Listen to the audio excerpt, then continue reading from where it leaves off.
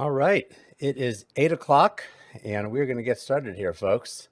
I'd like to welcome everyone to our fourth installment of our Critical Care Book Club.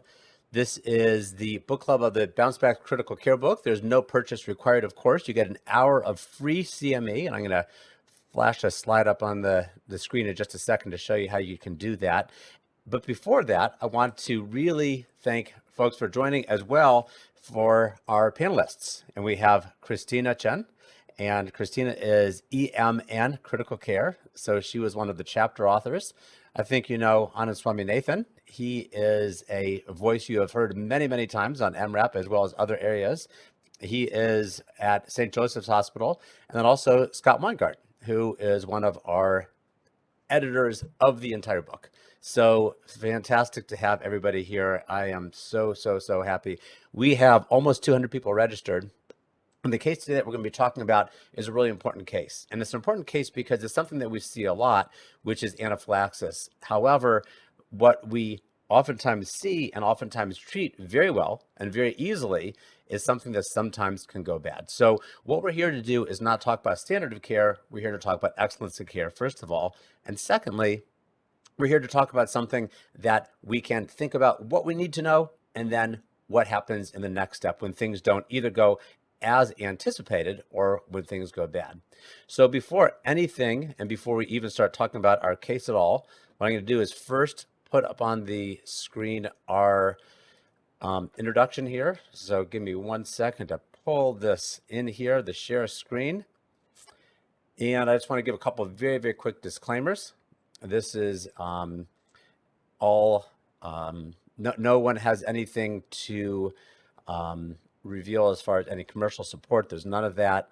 None of our panelists have any vested interest in this. And this is being sponsored by the Adena Health System. So thank you so much for the sponsorship there. If you want to log in the QR code for 1 hour free CME, just point your phone at that, put your camera on that. That'll take you to a site. And basically you just need to put your name and email address in and watch the program. We would love to have people participate also. There's tons of expertise in this room. So having folks participate in a chat would be fantastic to do. So we'll go ahead and get started here. And I want to start with the story. And the story is actually a story that is not a super uncommon story, because this is something that we see a lot. Patients come in and it seems emergent. They come and get us. That's what happens to me. They run in and everything seems very scary. And you give folks who have a diagnosis of anaphylaxis a shot of epinephrine.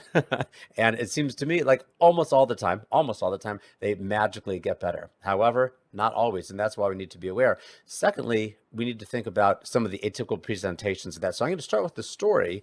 And this is a patient, a 47-year-old woman who went to her primary care provider with sinus type of symptoms. She has rhinorrhea, sinus pain, and cough for the last 2 days. And she's prescribed, interestingly enough, moxifloxacin. She's also given a prescription for sertraline, for Zoloft, because of some depressive type symptoms. And later that evening, she develops what she thinks is some anxiety types of symptoms. She had taken her medicine around 9 o'clock at night, and soon after she got a rash, but also a feeling of shortness of breath. The symptoms began pretty quickly, and it made her feel very anxious. She got brought to the emergency department and was initially placed in one of the quick care rooms, and one of the physician assistants, one of the PAs, went and saw the patient, but very quickly, with his years and years of experience, realized that something not right was going on. So what the actual timeline was, she took the medicine at 9 o'clock. At 10:33, she was lying on the floor, alert and oriented. A family member told EMS, quote, she had an anxiety attack after she took the sertraline. She's never taken that before. And so they transported her to the emergency department. So what I'm going to do is just flash up here the actual visit. And this was the documentation. Of course, it was done later because the PA, after transferring the patient to the major medical room, went and got the physician, and they cared for this patient together. So the salient parts here on triage appears anxious when she got there at 10:59. Per EMS, took a half a pill of sertraline. Like we talked about the moxifloxacin. Both of them were new prescriptions. And in the history of present illness by the physician, she noted lightheadedness, lay down on the floor, tightness in her throat, global red rash migrating from her feet. So what I wanted to do is I wanted to very first start off by asking Christina to just walk us through a little bit a topic that's been pretty interesting to me are medical problems that can masquerade as psychiatric illness. So, Christina, I know I've been talking for a long time. Sorry about that. But sort of walk us through how you differentiate these. Obviously, we're trying to balance not over testing with the risk of missing serious disease. Yeah, absolutely. And it's a really tough diagnosis to make. So a lot of diagnoses can initially present as anxiety, you know, the palpitations, the trouble breathing, hyperventilation that are typical for panic attacks can be mistriaged as anxiety. And a lot of underlying more sinister medical conditions can present with palpitations and trouble breathing that patients sort of think maybe it's due to a panic attack when it's probably something more serious. And it really is our job as ER docs to tease out what is the underlying cause of the anxiety and to make sure that we're not missing something that is potentially more sinister and more dangerous. So it definitely is a tough situation to figure out. The differential in this case is extremely broad. We have to consider things if you just tease out the tachycardia, the tachypnea as sort of the main things to focus on. Common things like PE or ACS, sepsis, thyroid storm, but also less common things like pheochromocytoma or carcinic syndrome. A lot of medications and substances that people use, both ingestion and withdrawal, can also cause these kind of symptoms. And so make sure that we don't pigeonhole ourselves into saying this is definitely anxiety. Really think hard about these patients, look through their medication list, make sure they're not taking anything over the counter like Sudafed, using a ton of albuterol, or maybe they stop taking their baclofen and that's why they're in, um, having palpitations and tachypnea. And that making sure substances like cocaine, methamphetamine, or hallucinogenics like LSD, PCP, K2 are not on the table, and withdrawal from substances like alcohol or benzos. So Christina, what I want to do, because you've given us this list, and I'm thinking to myself, is like, I thought of some of those, but I mean, your brain is obviously moving fast. You have all this broad differential for this. Boots on the ground. Give us a couple of sort of tips and tricks that you do at the bedside, because you don't really want to do a huge workup on a patient who is just anxious. On the other Right. hand, there's this sort of joke that I tell sometimes where the nurse says, "Oh, the patient's anxious," and I say, "I know, I agree with you. They're dying. Very anxiety Right. provoking And that's why situation, they're right? anxious. Right, Exactly. that's why they're anxious. So give us some maybe tips and tricks, boots on the ground, what you would do to make sure you sort of thread that needle of a workup that doesn't miss Yeah. stuff and doesn't do too much. I think it's important to make sure that you have a high clinical suspicion. Obviously, we don't want to do too much of a workup if it really is just anxiety. But I really, when I see these patients, they have to prove to me that there's nothing more serious going on that's causing these issues. I have to make sure that it isn't ACS, it isn't a PE, asking those simple questions, going through their med list, sort of figuring out the temporality of a lot of that situation, I think is important. And if it happens to be anxiety when you've done sort of an initial workup with blood work and vitals and labs and things like that, then trialing some medications for anxiety to see how they improve is fine. But I really think when you walk in, they need to prove to me that they are not dying, that there's not something more serious going on. So that sort of think worst first philosophy. Obviously, we're assuming the worst, but then prove to me that worst thing is not actually going on. And sometimes, again, it can just be a bedside evaluation, right? And Exactly. people are having panic attacks sometimes. It's exactly like my past panic attack. And I've been here 4 times in the last week for it. And I had this whole workup that all came back negative. So Right. let's move on. And before we actually get really to the bedside with this case, Swami, I know you've talked in the past. I've heard you talk on probably MRAP. I would think that's where it was about atypical presentations of anaphylaxis. Because look, I'm like the greatest doctor ever, right? When I have a patient who's short of breath with a rash who just took, Bactrim, just for example, like 30 minutes later, I can make that diagnosis. But there's other ways that anaphylaxis can present atypically. When should we suspect it? Yeah, we talk about anaphylaxis and we usually think about the airway and the breathing and the circulation, and that is the most important stuff for us to be considering. We'll get to that in a moment. But the definition of anaphylaxis really is any two organ systems involved. So by the book, if someone has a rash and nausea, that's anaphylaxis. I don't know that you and I would be jumping up and down, oh my God, it's anaphylaxis. This person is nauseous and has a little bit of hives, but that is the definition. So we have to think about it that way. And there are all these papers out there from the allergy and immunology people kind of saying that we miss anaphylaxis all the time. And I'm like, I doubt we're missing anaphylaxis when there's airway, breathing, or circulation involvement. But we may be missing these where they have some GI symptoms along with a rash. But I think what we really should focus on is the airway, the breathing, and the circulation. If the patient has closing of their throat, if they have wheezing, if they're hypotensive, and there's an allergen that could be involved, then that's enough to call it anaphylaxis. It's a clinical diagnosis. There are tests that you can order. The allergists talk about some tests that you can send off and get some more information, but none of that's going to help us. We're not really concerned about that. We're really concerned about looking at that patient in front of us and saying, do they fit into that A, B, or C category with an exposure where I worry about anaphylaxis? So, Swami, let's take us right to the bedside with this specific patient. I'm going to put the note back on the board here. Would you agree that this does seem, I mean, there's a proximity of the medications that were taken, there were new medications, there's a rash, which does help us, and there's also this shortness of breath, nausea, and vomiting. Your initial approach is probably going to be pretty typical for all of us, but there's a couple of things when you look at the vital signs here, significantly hypotensive, and also only 89% on room air. Those are pretty alarming symptoms, even for a patient who's just sitting there talking to you and doesn't really look that bad except for a rash. Yeah, I agree. And I think, you kind of led off with saying that most of the patients we see with anaphylaxis, even if they have quote unquote severe symptoms, they don't look like this. They don't have all three A, B, and C compromised, not always. And so this is really kind of the extreme end of the anaphylaxis spectrum. One thing that, when you look at this chart that I see as a problem is the words allergic reaction, because allergic reactions really does lie on one end of the spectrum. That's kind of the benign, like, oh, I got some hives, I'm a little itchy. That's an allergic reaction to me. This is anaphylaxis. And I think it's important for us to name diseases because naming the disease empowers us to take care of the disease. If you say allergic reaction, I'm thinking, here's some Benadryl, go on your way. If you say anaphylaxis, I'm thinking epi, airway equipment to the bedside. Maybe they need a fluid bolus. Maybe they need IV epi.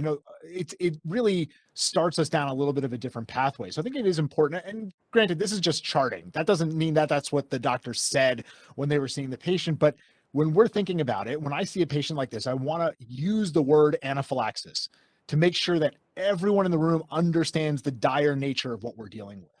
Yeah, and it's so easy to order medications and then just to walk out and start seeing a bunch of other patients, be like 45 minutes later, oh my gosh, I should go check on that patient. But this is probably going to be, especially with these vital signs, the sickest patient in the room. Now, Scott, I have to tell you, I got a little confession to make. Scott Weingart, sometimes I hear your voice in the back of my head because I might, I know that could be a little bit scary, right? But, I'll see this patient and, for example, she looks good, she's talking, but her vital signs are pretty concerning, but she looks good. And I figure I'm going to treat her and she's going to get better. So whatever she looks like now, she's going to be better than she was a minute ago. Would you, at this time, if you are at the bedside, Scott, do anything different than our standard IM epi? And then again, what a lot of folks are doing is a dose of steroids, Benadryl, and maybe an H2 blocker. I mean, where are you going and what are you doing with this patient to get from standard of care to excellence in care? Yeah, well, Swami alluded to this, and what I'd love is everyone's aggressiveness to just shift over a few boxes. So we probably have been calling a lot of a lot of anaphylaxis allergic reactions, just as Swami said. And we know what you should be doing for these things that are right on the border of into anaphylaxis is giving the IM epi.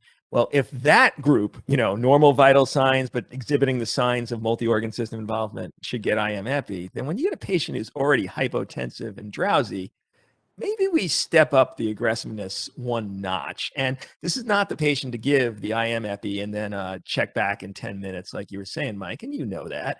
But it's even more than that. This is a patient who it's great that they're in a resuscitation room. All the equipment for a triple setup airway needs to be at the bedside now. An epi drip needs to be at the bedside now. And you need to get your A team at the bedside now, which means not just a resident taking care of the patient, but multiple nurses, attending, resident, and all the equipment necessary for what is a rapidly evolving situation. So I'm going to take you to the next level with that because sometimes what I see is a physician in the room they order the medications in the computer, but just because you put the order in the computer, and great job for ordering the correct medications, no one knows it's there for maybe 2 minutes or 10 minutes, which with this type of patient could make all the difference. Tell me what you're doing specifically. Are you starting with IM epi in this patient? What would your epi drip be at the exact rate? And when would you transition from that IM to the IV? Yeah, well, I want to hit the first thing you said most potently, because when I'm training resuscitation fellows and my residents, the key I want to get across is that, said is not done, and done is not done correctly. And what you need to do as a resuscitationist is own the action. So if you have a nursing crew on that day that can't move with the alacrity necessary, then you need to get the epinephrine and inject it yourself into the patient. And if you don't have the skills necessary to do that, then you're going to fail depending on which nursing staff is on.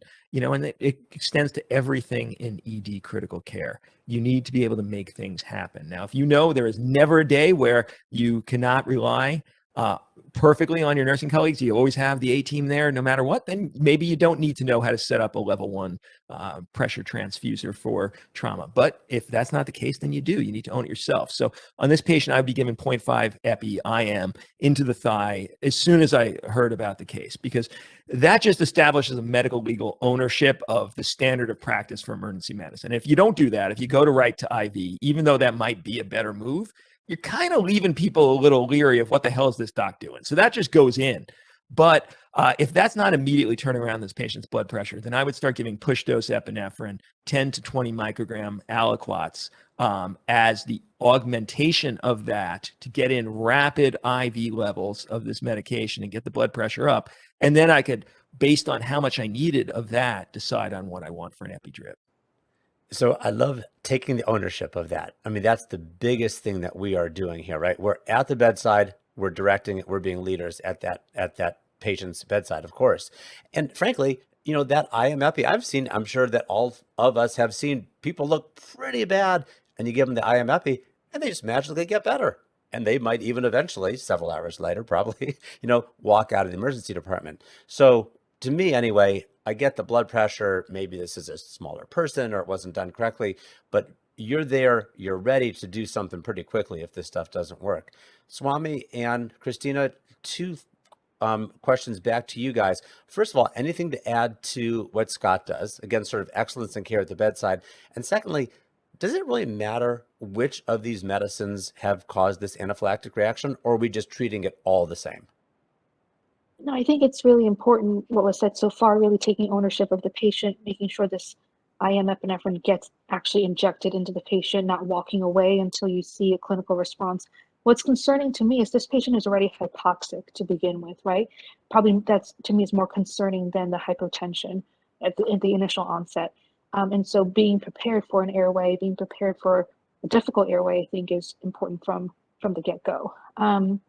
In terms of, what is the most likely medication to have caused the anaphylaxis, I don't think clinically at the bedside in that moment matters. The treatment, the clinical management is the same. What's a little concerning is, in a little bit, the patient does receive a fluoroquinolone. One of the medications that we are concerned about is moxifloxacin. So probably not the best choice to do in that moment, but just something to think about. Like, really, the medications we use, we have to think about, are they the right ones? I probably would have avoided the whole class of fluoroquinolones in this patient. Yeah. And so what Christina is alluding to is as the patient progresses and as we go through each of these decision points, I'm going to tell you what the provider did, what happened to the patient, and we'll move to our next decision point. But as you're alluding to, what happened, and there probably was some diagnostic uncertainty, interestingly enough, because the patient was treated with antibiotics in addition to treatment for the anaphylaxis. And then we'll throw another thing in here, and I'm going to put it back to the chart here. If you look at the medications that the patient is on, you have propranolol. So I think I'm guessing a lot of folks that were looking at this, because we had this on the screen for a while, noticed that. But anaphylaxis is managed just a little bit different, Swami, when a patient's on a beta blocker. Yeah, when you think about the medications, when we look at the medications given for this patient, the epinephrine was there, but then there's also things like IV diphenhydramine and an IV H2 blocker. One of the things that we find in resuscitation is the more medications you ask for, the less likely you get the one you actually need. So if I call for 5 medications, it's likely I'm going to get the first one I asked for and the last one I asked for, and none of the ones in the middle. So it's fine if the 5 medications you ask for get me IM epi, IV epi, get me ketamine, fine. But if you're adding in Benadryl and an H2 blocker, I think you've lost the battle here, right? Those are not the things that are going to be helpful for this patient. And in fact, I would say giving IV diphenhydramine to this patient is probably not a good move, because that in and of itself can dissociate the patient a little bit, can make them a little bit more sleepy, not things that I really want to do to cloud this. So the only medication I really want to call for here is epinephrine. If you think that you are going to be taking the Airway, then you can call for ketamine if that's what you're going to use. I think what you're kind of getting at is, should we be giving glucagon to this patient who's on a beta blocker? And I think that standard practice would say yes. I have given glucagon to patients who are beta blocked who had anaphylaxis before. Does it really do much? I don't know. I don't know. And I don't know how much glucagon I have to give. And I don't know what the tipping point is between I gave enough glucagon to overcome some of the beta blocker, but now the patient is vomiting while I am worried about their airway. So I think that the answer, instead of giving glucagon, is to give more epinephrine to overwhelm the beta blocker. So if I gave 0.5 IM epi and I'm worried they're on a beta blocker, I'm going to switch to IV. And like Scott said, I'm going to start with 10 micrograms of IV epi, and then I can go up and up and up until I get to the effect that I want. But unless the patient overdosed on their beta blocker and had an anaphylactic reaction, I'm probably going to be able to overcome that beta blocker with escalating doses of epi and not wade into the glucagon. So Christina, I saw you nodding yes. Scott, you agree with that also? Absolutely. Okay. Yeah, and I would say, glucagon is probably not something we reach for that commonly with anaphylactic shock. You're looking at the dosage, trying to get it from pharmacy, right? Go for what works. We know epinephrine works in this case. Give the right dose, give more of it, instead of waiting for a medication that has not been proven in the literature to actually help anaphylaxis and anaphylactic shock. Okay. So, all 4 of us work in these big academic centers where even if I'm working overnight, I have like 5 nurses around and I've got a bunch of residents running around. But imagine you're working in, a solo coverage shop. We've got 2 nurses and a patient this sick comes in. If you go asking for epi and diphenhydramine and famotidine and glucagon, someone's going to run off and think, well, I got to get all of those meds before I come back to the bedside. Instead of that, if I just say, get me epi, and then I go and grab a crash cart, now I've got epi for an IV epi push, or I can make that into dirty epi pushes. And I've got the nurse coming back with the IM epi. I don't want them to be thinking about, where's the glucagon? How do I get this? How do I get that? Just get me the epi. I want to go a little further in what Swami's saying. Epinephrine, because of its ridiculous dosing regimens and formulary forms, is one of the highest sources of medication error. So it's already, it's a big deal for the nurses to get it right. So adding on the meds just makes that situation worse, just as Swami's saying. So let's see what happened with this patient.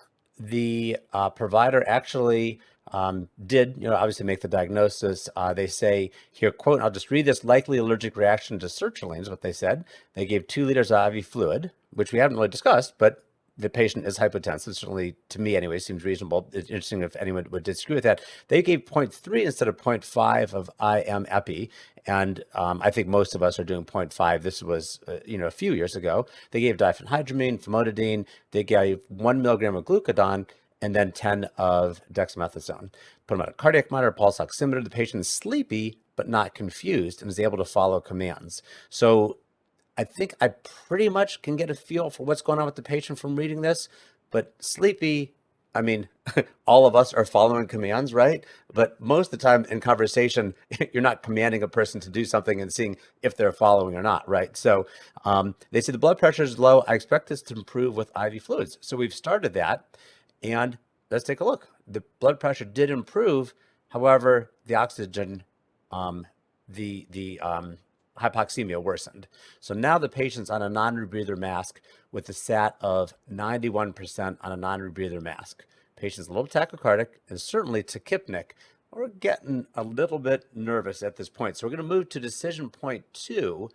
And we already, I think, can pretty easily and pretty quickly answer this question. that we're switching from just our one dose of IM epi to the IV epi. Scott, I'm going to ask you just a couple other rubber meets the road questions, and we get the aliquots of the 10 mics at a time. But do you ever give a second dose of IM epi? And how about instead of just giving boluses of the smaller amounts of epi, can we just put a patient on an epi drip? Yeah. So to your first question, the repeat IM doses are for your standard anaphylaxis patient who, they got maybe a little bit better and you want to give them a little bit more, or they got better and then they got their blood pressure started drifting a little, but they're not that sick. The sick ones, which you will see just a handful in your career. I mean, it's not very common to see super sick anaphylaxis. In general, I'm pretty rapidly switching to IV. If the drip's all set up and ready to go, there's no reason to keep giving the boluses. They're the same thing. That's why we made push dose epi, is to just mirror an epi drip. So if you have the epi drip, just use the epi drip. And what rate would you start with? I'd start at that same place I'm giving the push dose, so 10 to 20 micrograms. I mean, if they're just like a little bit, soft, then maybe 5. But in general, if you're starting an IV epi and an anaphylaxis, it's because the shit hits the fan. So 10, 20 right away. And you can go up as high as you need. This is the drug of choice. And as Swami said, if beta blockers are on board, it might be higher doses to overwhelm that competitive inhibition. So as much as you need is the answer. I was always taught all roads lead to epi. So there is no max dose. The max dose is the patient's better. Right.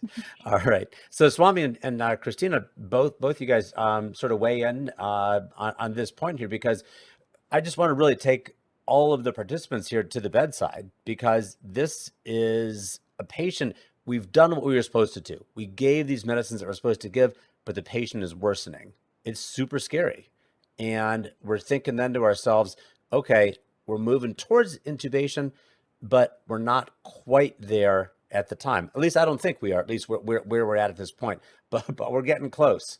So we haven't yet started the intubating at this point, Mike. What was that, Scott? I would agree with Scott. I would make the argument that I would intubate at this point because typically, again, you give one IM dose of epi, they're better. And in the small subset that's not better with an IM dose of epi, either they get a second IM dose of epi and they're better, or I give them a little push of IV epi and they're better.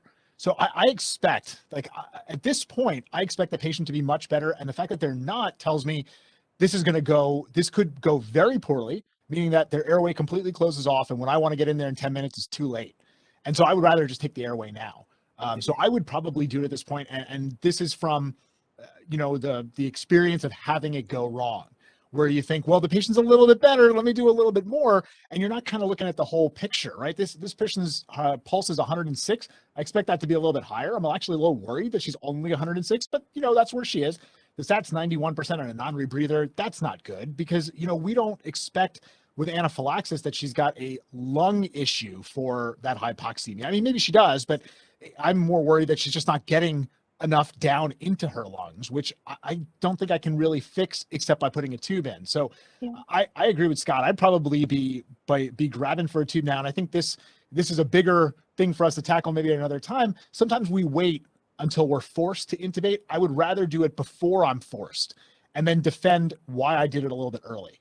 Right, because we're already at the non-rebreather. How are we going to get that better? Right. Christina, why don't you weigh in here also on not only the intubation, but I want to have you just sort of address a little bit of the elephant in the room. Maybe people are thinking in the background.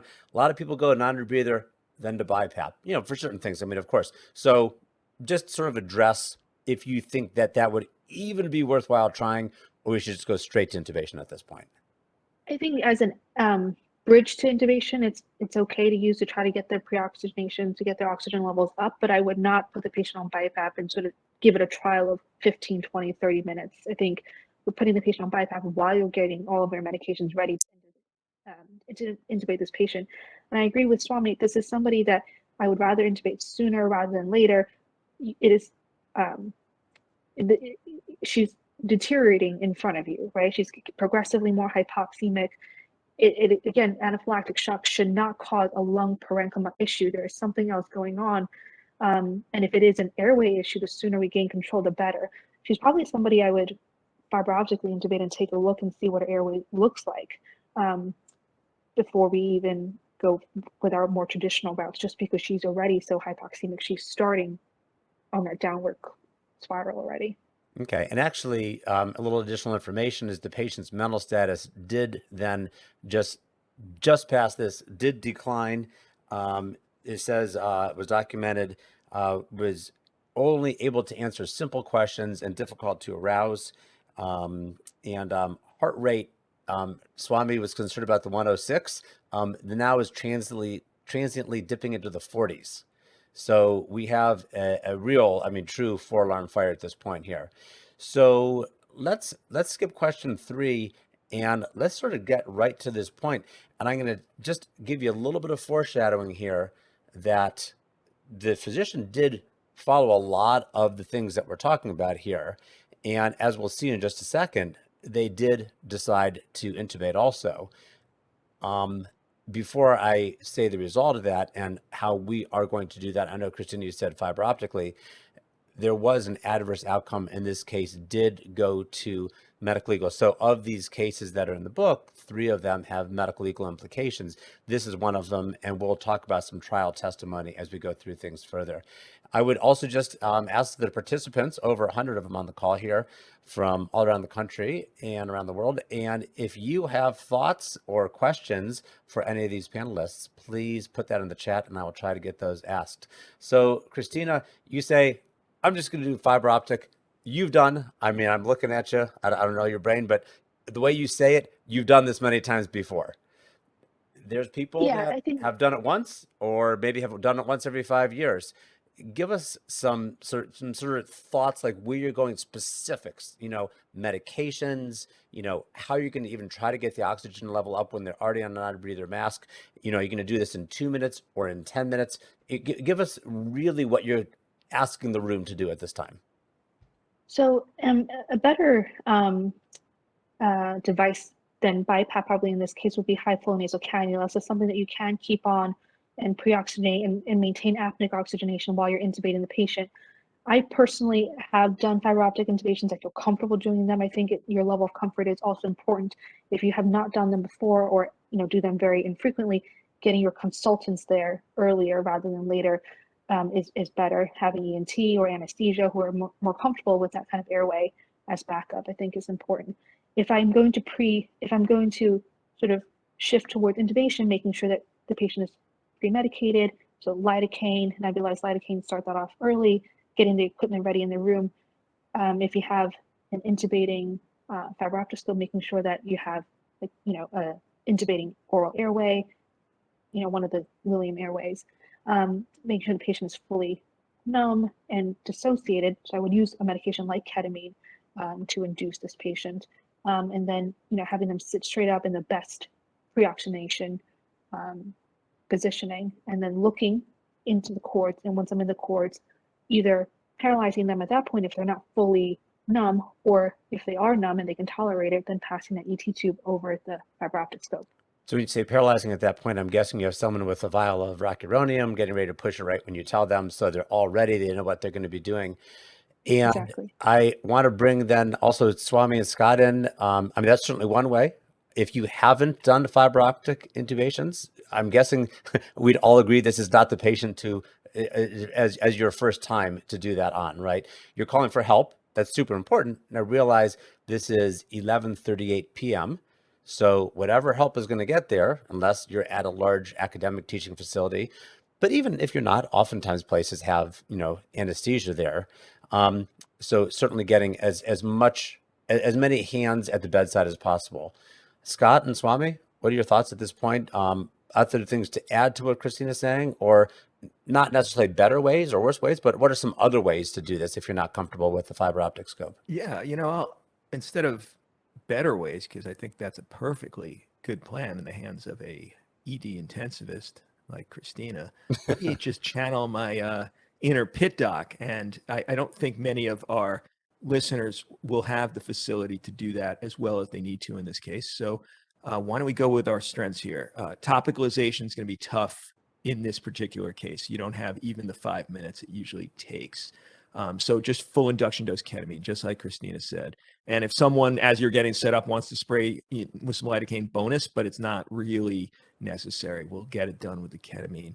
And then we're going to keep the patient awake. We're not going to paralyze. And we're just going to do a video laryngoscopic intubation and see if we see anything that looks cord-like. We're going to put a bougie in, because that's what we're good at. We should be good at standard geometry video laryngoscopy and bougie placement. And if you get the bougie in, then the tube's going to go.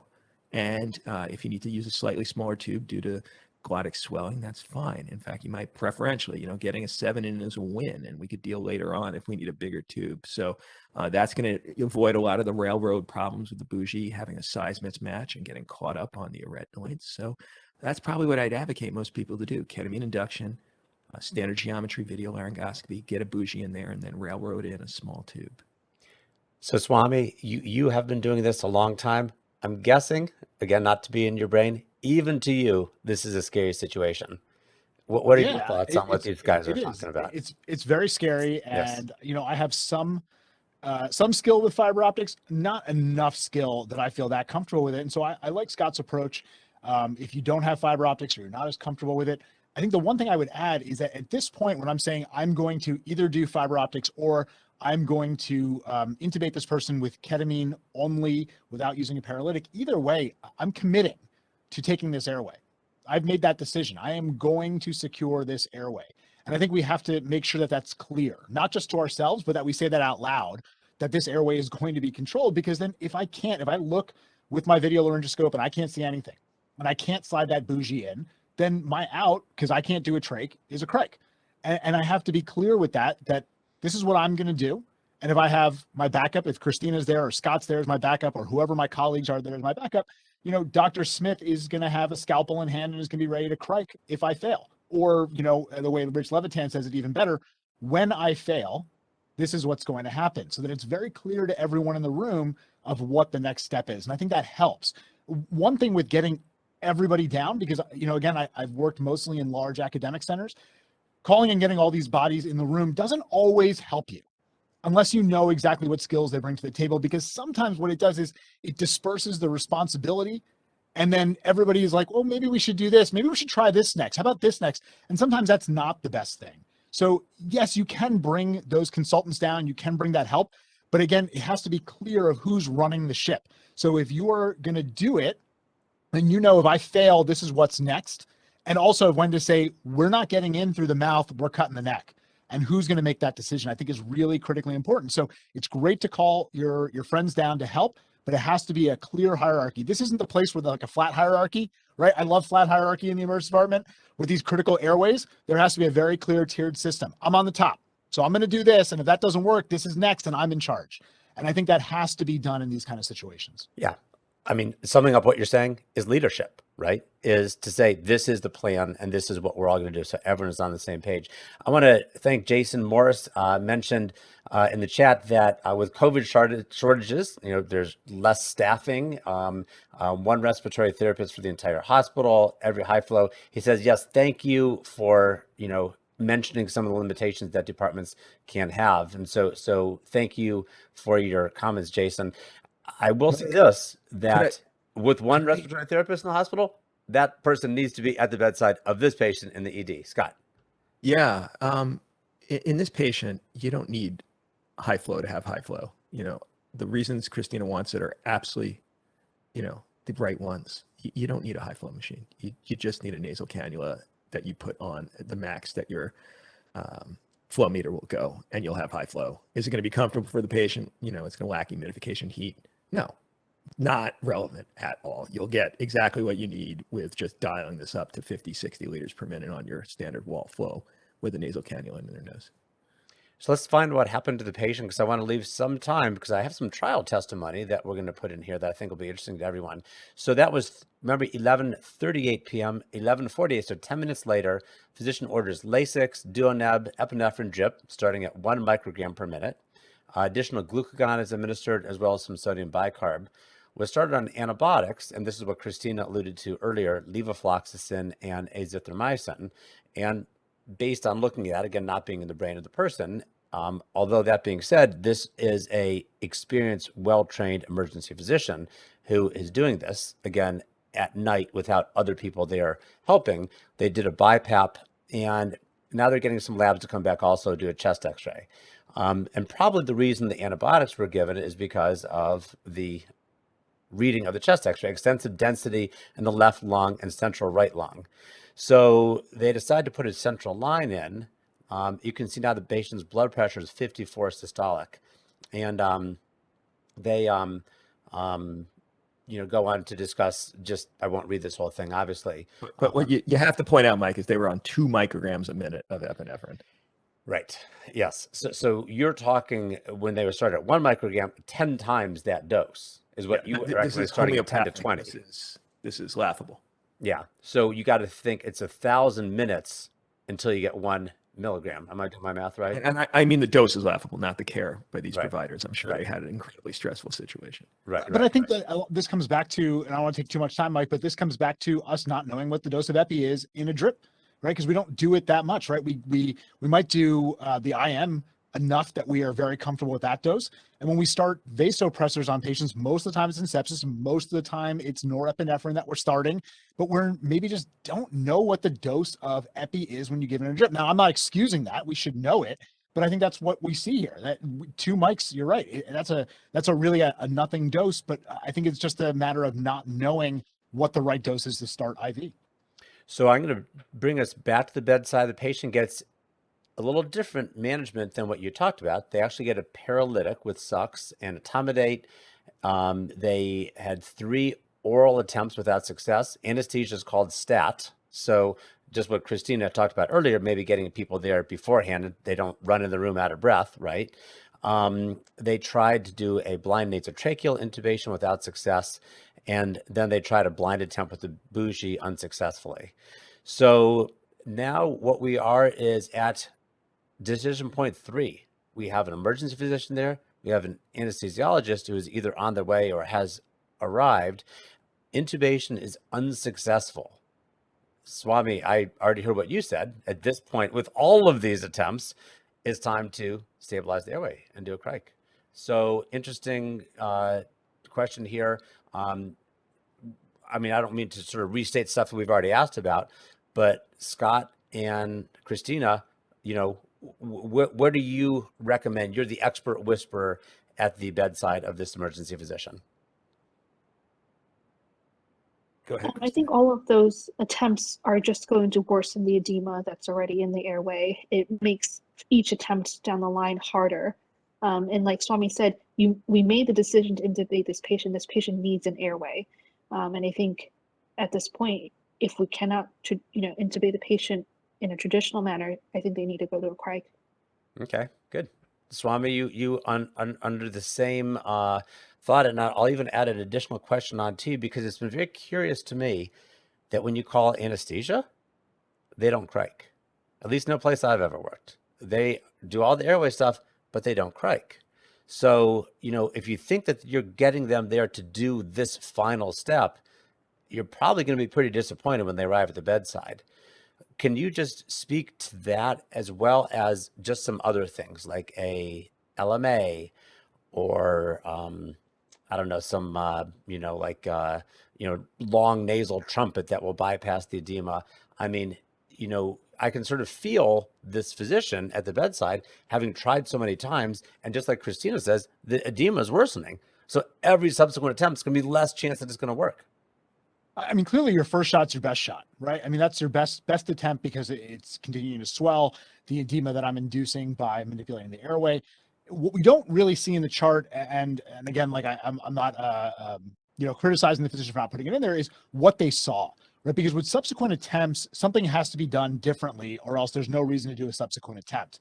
So with that first attempt, what did you see? If it was just there's a ton of edema and I can't see the cords, then there's no reason to attempt again. I'm not saying that you're not going to attempt again, but you should, if you're going to attempt and take another look, it should be with somebody else prepping the neck, because you have now looked in and said, I can't see crap.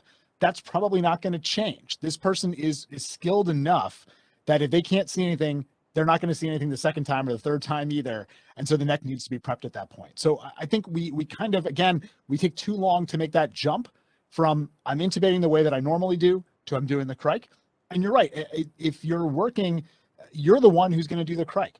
Yes, maybe you work a place that has a trauma surgeon and they can do a crash trach, maybe an ENT. And I know anesthesiologists who do trachs, but a crike is what we're really talking about here. The quick securing of that airway, the patient can move on to a trach later, or if somebody has fiber optics, they can come down and fiber optically intubate and we can get rid of that crike. But the crike is in our hands. It is within our skill set.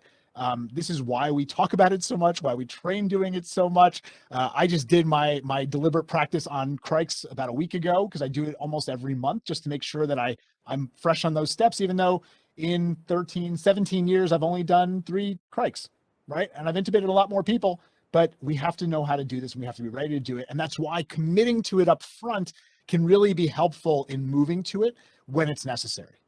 Well, I want to really emphasize just something you said, because most places, or many places, I should say, have some type of sim lab. Go down there, put it in a bougie, intubate a pediatric mannequin, do a crike. You know, if you haven't done a central line in a while, get all the stuff together. That half an hour, 2 hours that you spend in your hospital sim lab is going to pay dividends when you're at the bedside and it's almost midnight and you have absolutely no backup. I want to just acknowledge one of the participants in the chat, and they sent it to me privately, so I won't say your name. I'm guessing that that's why you sent privately and sent it to the group. Asked how many attempts should be made prior to the crike, question mark, 1 question mark. I think, Swami, you really just sort of answered that question. If you look in and it's just edematous and you don't see anything, obviously nothing you're doing next is going to help, and probably, like Christina's saying, is going to make things worse. Okay, so let's find out what happened to our patient. I'm going to just give you the note here. It's 2 o'clock in the morning, and magically, though the patient isn't cured, they did not do what you said, Swami. They did not get that airway. They let the sedation wear off. The sats were in the high 80s to low 90s. Anesthesia was at bedside. They, with our leadership, right, felt like, well, maybe we should just sort of hold off as long as the oxygen levels come up. I know we've all sort of been there. ENT is also at the bedside. I'm guessing you have 3 doctors and 3 different opinions as to how things should go. Eventually, the patient gets an LMA by the anesthesiologist. They then develop worsened and repeated hypotension.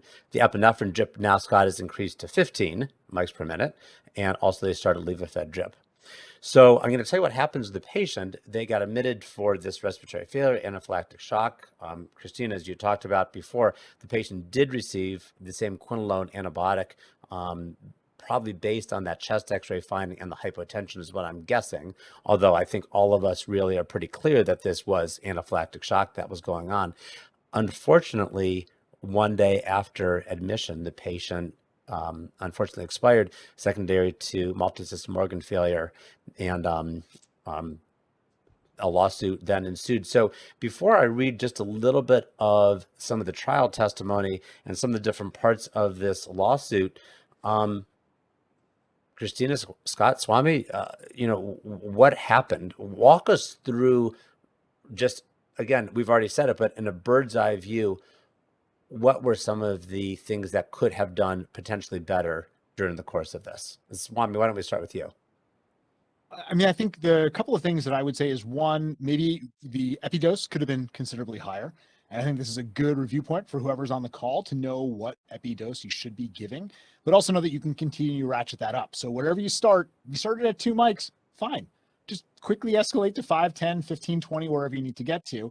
And I think, again, verbalizing and being very clear about what your airway plan is, and the fact that you might need to do a surgical airway. This is the case where surgical airway is going to be more common. Doesn't mean you're going to get there. I mean, I've intubated anaphylaxis before. I've never actually criked an anaphylaxis patient. I've been able to intubate them, but part of that is, my teaching, what I was taught is move early on them.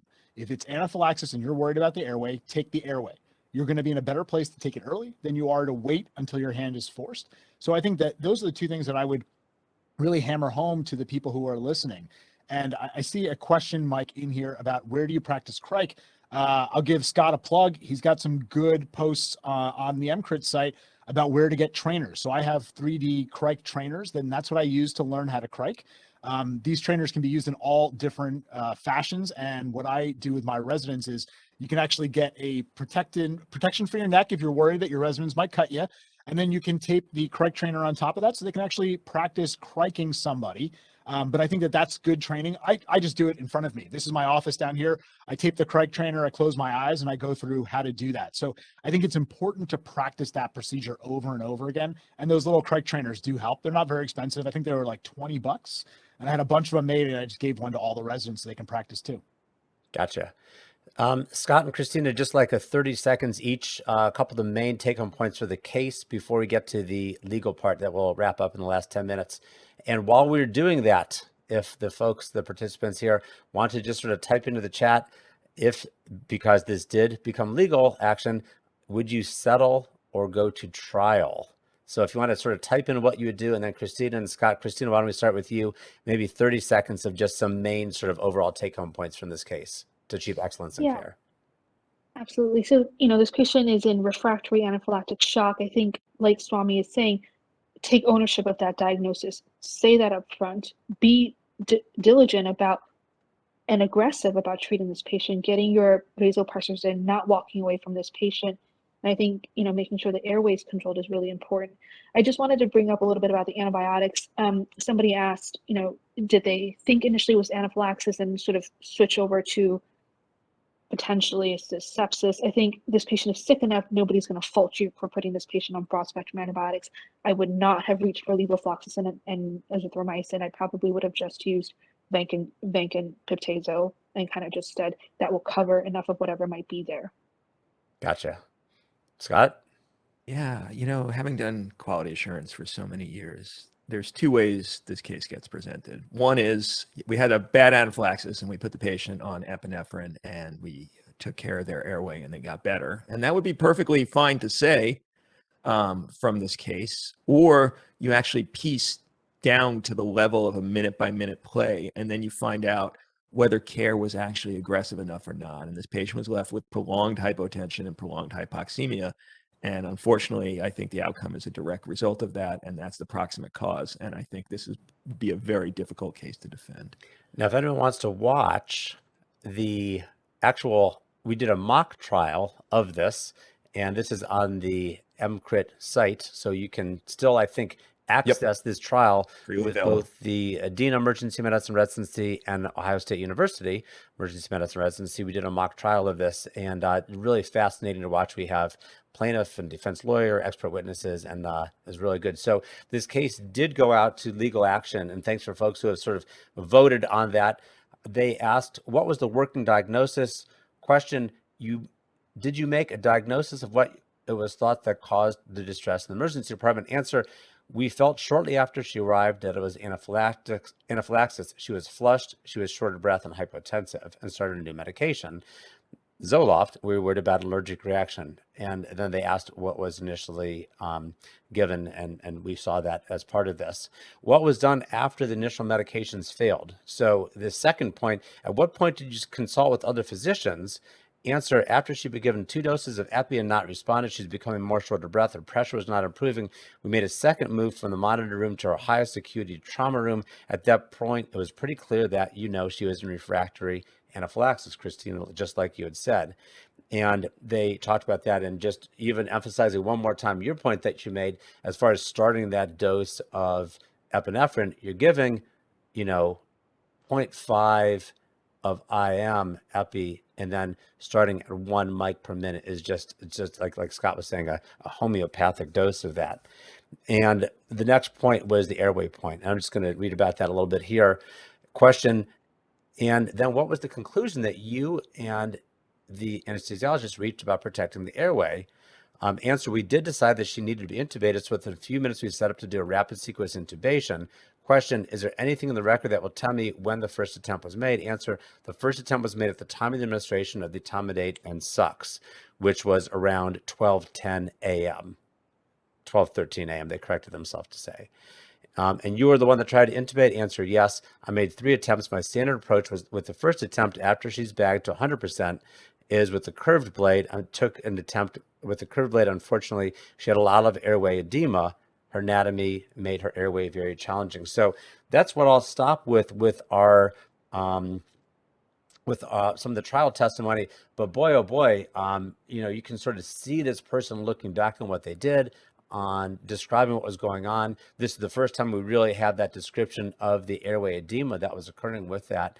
So why don't we just sort of look at some of the balance that we do here? I think everyone here has decided, yes, intubation early. But what do you guys think? Scott, you've done medical legal work in the past. I'm not sure if you still do, but how does this play out either at deposition or in front of a jury? I mean, if there was a skilled attorney who had a expert emergency physician advising them on the plaintiff's side, they would have asked, were you prepared to do a cricothyrotomy? Did you already anticipate that this could have been a difficult airway based on the patient's presentation and therefore were already prepped for that? And the answers would have been unfortunate. And that would have been really the end of it. And I don't know if they asked that. I don't remember. It's been a while since I looked at this case, but that would have been the way I would have advised if I was on the plaintiff's side. Would you have rubber meets the road? If they ask you from the defense side, would you have defended this physician? I mean, this is a defendable case, but I would have advised them not to take it to trial. I think it is one that is difficult to predict which way it would go. It really depends on the sympathy for the practitioner who is in a situation that is particularly stressful and hard, but this would be the one I would say it's a crapshoot. I would happily be a defense witness, but I would not be able to defend a lot of the care here. Right. I would In the simply end, we're have looking to- for standard of care, right? Yep. Not the care that Scott Weingart or, Yep. Christina or Swami would do at the bedside necessarily. Yeah. Well, And so this is tough. This is soapbox though, Mike. And I think you're absolutely right. This very well might represent a vast swath of emergency medicine across the United States, but that doesn't make it okay.